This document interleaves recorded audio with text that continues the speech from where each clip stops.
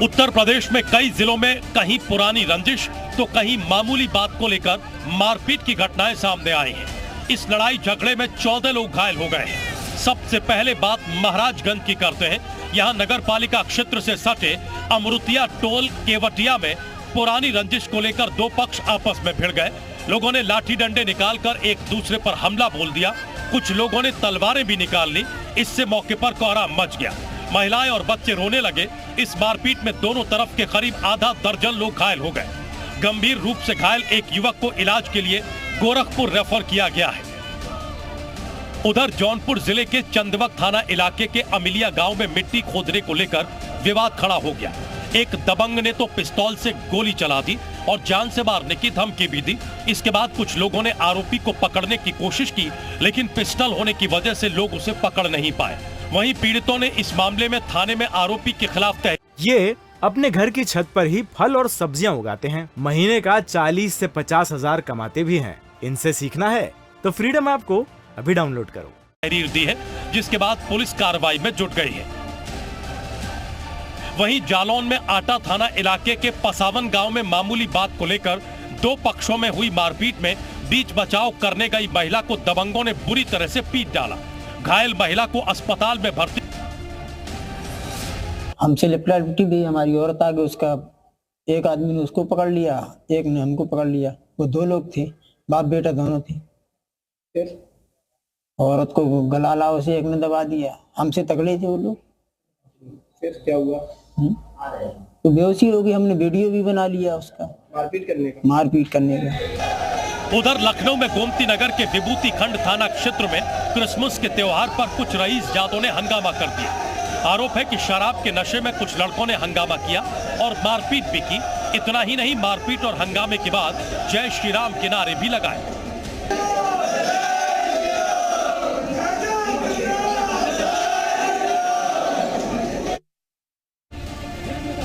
लखनऊ में हजरतगंज कोतवाली क्षेत्र के जीपीओ गेट के पास उस वक्त अफरा तफरी मच गई जब एक दबंग ने एक शख्स पर कार चढ़ा दी। मौके पर चीख पुकार मच गई।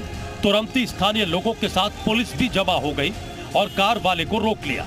वहीं युवक कार के नीचे फंस गया था। इसके बाद रेस्क्यू अभियान चलाया गया और कार के नीचे फंसे युवक को बेहद सावधानी से बाहर निकाला गया।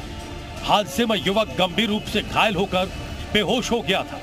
बताया जा रहा है कि जो युवक हादसे का शिकार हुआ वो दिव्यांग है। दिव्यांग के गले में ज्यादा चोट आई है, वहीं सिर में भी चोट लगी है। पुलिस ने तुरंत इस घायल युवक को अस्पताल में भर्ती कराया और आरोपी कार ड्राइवर को हिरासत में ले लिया है। साथ ही इस कार को भी जब्त कर लिया गया है। ताजनगरी आगरा में एमजी रोड पर रिक्शा चालकों के बीच विवाद खड़ा हो गया। देखते ही देखते सेंट जॉन्स चौराहे पर मारपीट होने लगी। मौके पर हंगामा हो गया। मारपीट की खबर लगते ही ट्रैफिक पुलिस पहुंच गई। इसके बावजूद दोनों पक्षों के बीच ये लड़ाई चलती रही। बीच बचाव और काफी समझाने बुझाने के बाद ये मामला शांत हुआ। वहीं मारपीट का ये वीडियो अब सोशल मीडिया पर वायरल हो गया। उधर ग्रेटर नोएडा में दादरी थाने के नेशनल हाईवे नंबर 91 के टोल प्लाजा पर सरेआम गुंडागर्दी देखने को मिली। यहां दबंगों ने टोल का बैरियर जबरन हटा दिया और एक ट्रक को निकलवा दिया। दबंगों की गुंडागर्दी का ये वीडियो सीसीटीवी कैमरे में कैद हो गया। ठंड और कोहरे की वजह से प्रदेश में हादसों की संख्या लगातार बढ़ती जा रही है। इन हादसों में जहां एक व्यक्ति की मौत हो गई, वहीं 6 लोग घायल हो गए। सबसे पहले बात आगरा की। यहां थाना अछनेरा के महुअर जयपुर हाईवे पर एक ट्रक ने अचानक ब्रेक लगा दी। इससे पीछे से आ रहा दूसरा ट्रक उसमें जा घुसा। एक के बाद एक कई गाड़ियां यहां आपस में टकरा गईं।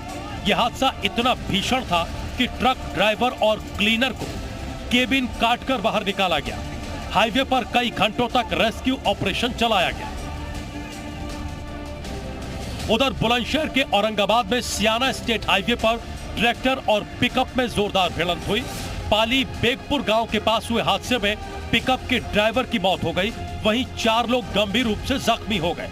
सभी घायलों को अस्पताल में भर्ती कराया गया है, जहां उनकी हालत खतरे से बाहर बताई जा रही है। वहीं नोएडा में सेक्टर 113 के परथला चौक गोल चक्कर पर एक कार सवार ने डिलीवरी बॉय को जोरदार टक्कर मार दी। इस हादसे में डिलीवरी बॉय गंभीर रूप से घायल हो गया, लेकिन अस्पताल में इलाज के दौरान उसकी मौत हो गई। पुलिस ने मामले की जांच शुरू कर दी है। अलीगढ़ मुस्लिम यूनिवर्सिटी के MM हॉल में बैडमिंटन खेलने के दौरान कश्मीर और गाजीपुर के छात्रों के बीच मारपीट हो गई। इसके बाद गुस्साए कश्मीरी छात्रों ने AMU के शताब्दी गेट को बंद कर नारेबाजी और प्रदर्शन किया। हंगामे को देखते हुए पुलिस प्रशासन मौके पर पहुंच गया। आक्रोशित कश्मीरी छात्रों ने ACM को ज्ञापन सौंपा और अपनी सुरक्षा का मुद्दा उठाया। इस संबंध में प्रॉक्टर ने बताया कि कश्मीरी छात्रों ने मारपीट की शिकायत की है, जिसकी जांच कराई जाएगी। इसके बाद शताब्दी गेट को खुलवा दिया गया।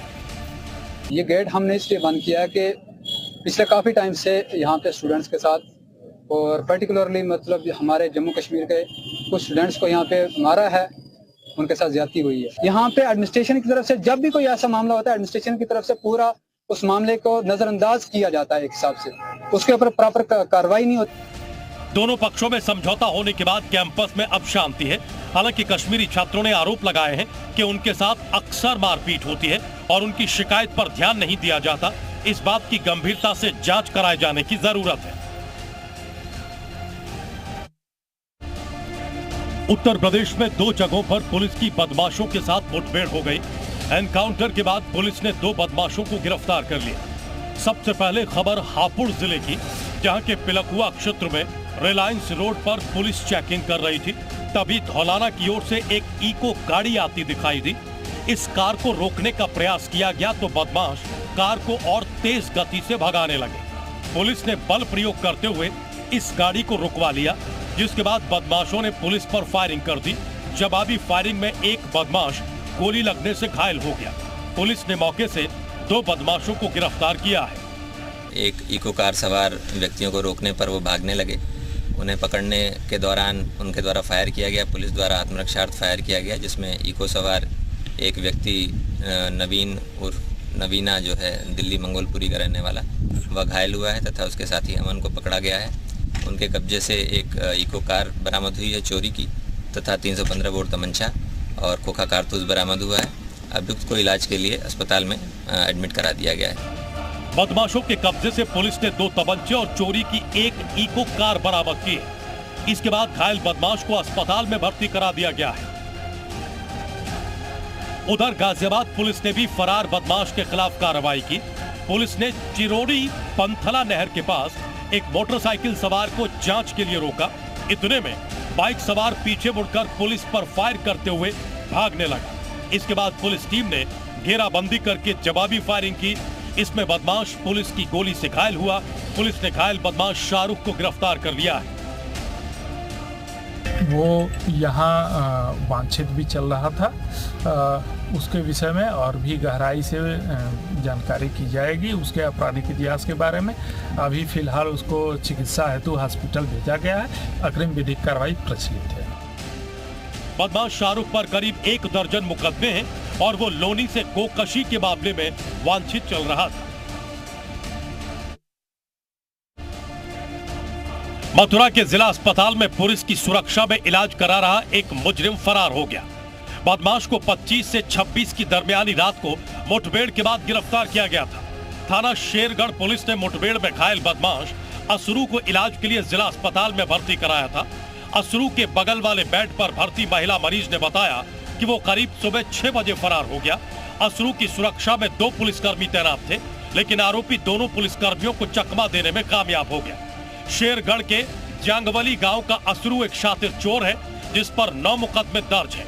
शातिर असरू के फरार होने की जानकारी मिलने पर पुलिस महकमे में हड़कंप मच गया। एसएसपी ने बताया कि इस मामले में सुरक्षा में तैनात दोनों पुलिसकर्मियों को निलंबित कर दिया गया है। साथ ही असरू की गिरफ्तारी के लिए 4 टीमें बना दी गई हैं। एक कैदी को परसों रात को लाया गया था। वो यहाँ से सुबह 5:45 से 6:55 के बीच में फरार हो गया। अच्छा, किस तरीके से फरार हुआ? उसने एक कम्बल में लेटा हुआ था, जो हथकड़ी थी वो चूड़ी की तरह उतार ली है और पुलिस वाले दोनों थे और दोनों पुलिस वाले लेटे हुए थे, मतलब बीच ना लेटे थे ना बैठे थे।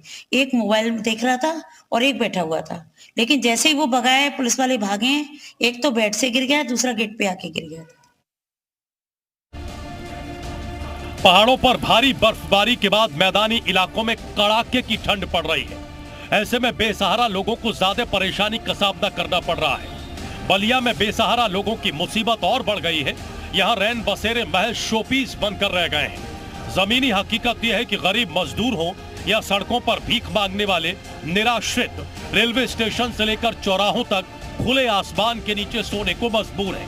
जी मीडिया की टीम ने हालात का जायजा लिया। सर्द हवाओं और कड़कड़ाती ठंड के बीच इस समय हम बलिया रेलवे स्टेशन पर मौजूद हैं, जहां रैन बसेरा तो बना हुआ है, लेकिन वो रैन बसेरा महज शोपीस है। हकीकत यही है कि ऐसे निराश्रित लोग जिन्हें आज आसरे की जरूरत है, एक छत की जरूरत है ताकि वो आसानी से सो सके, इसके बावजूद वो रेलवे स्टेशन के बाहर कंबल ओढ़कर, चादर ओढ़कर किसी तरीके से अपना गुजर बसर कर रहे हैं। रेलवे स्टेशन के पास बने रैन बसेरों में महज एक व्यक्ति सोता हुआ मिला। वहीं चित्तू पांडे चौराहे पर जहां कुछ दिनों पहले तक रैन बसेरा होता था, वो अब गायब दिख रहा है। लिहाजा कुछ मजदूर वहां खुले आसमान के नीचे सोते दिखाई दिए। हम लोगों सर यहीं पड़े सोते हैं, बाकी हमारा कुछ सहारा नहीं है गरीब आदमी। खुले आसमान में बस ठंड नहीं लगती? ठंड लगती है, तब क्या करें सर, कुछ सब व्यवस्था है ही नहीं। अच्छा, तो यहाँ रैन बसेरा बना था ना पहले बना था, वो सब उजाड़ के चले गए लेके, तब क्या करेंगे। अच्छा, तो जो रैन बसेरा बना है वहाँ पे आप लोग जाते हो तो क्या होता है? भगा देते हैं, आधार कार्ड खोजते हैं, ये खोजते हैं, तो हम लोगों के पास आधार कार्ड है ही नहीं सर। उधर रोडवेज बस स्टैंड पर बने रैन बसेरे के पुरुष रैन बसेरे में तो कुछ लोग सोते मिले, लेकिन महिला रैन बसेरा पूरी तरह से खाली दिखाई दिया।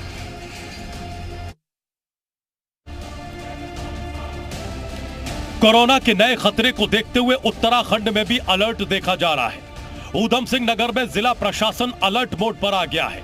रुद्रपुर जिला अस्पताल और काशीपुर खटीमा के उप जिला अस्पतालों में कोविड वार्ड तैयार कर लिया गया है। जिला अस्पताल और मेडिकल कॉलेज में कोरोना संक्रमितों के लिए 548 बेड लगाए गए हैं। जिला अधिकारी ने स्वास्थ्य विभाग को अस्पतालों में पर्याप्त मात्रा में दवाई और किट का इंतजाम रखने और ज्यादा से ज्यादा बूस्टर डोज लगाने के निर्देश दिए हैं। हमारे जो कोविड केयर सेंटर्स हैं या डेडिकेटेड कोविड हॉस्पिटल्स हैं, वो रेडी स्टेज पे हैं। प्रॉपर आईसीयूज हैं, ऑक्सीजन सिलेंडर्स और ऑक्सीजन प्लांट्स हमारे पास मौजूद हैं। दवाइयों का पर्याप्त स्टॉक है। अगर कभी भी इस तरह की अगर वो ज़्यादा केसेस अगर आते हैं तो उनके इलाज की पूरी व्यवस्था हमारे पास मौजूद है। स्वास्थ्य विभाग जिले में कोरोना जांच के लिए आरटीपीसीआर, रैपिड एंटीजन और ट्रू नेट मशीन से लगातार सैंपलिंग करवा रहा है। जिला स्तर पर कंट्रोल रूम बनाया गया है। अच्छी बात यह है कि अभी तक जिले में कोई भी कोरोना पॉजिटिव केस नहीं मिला है।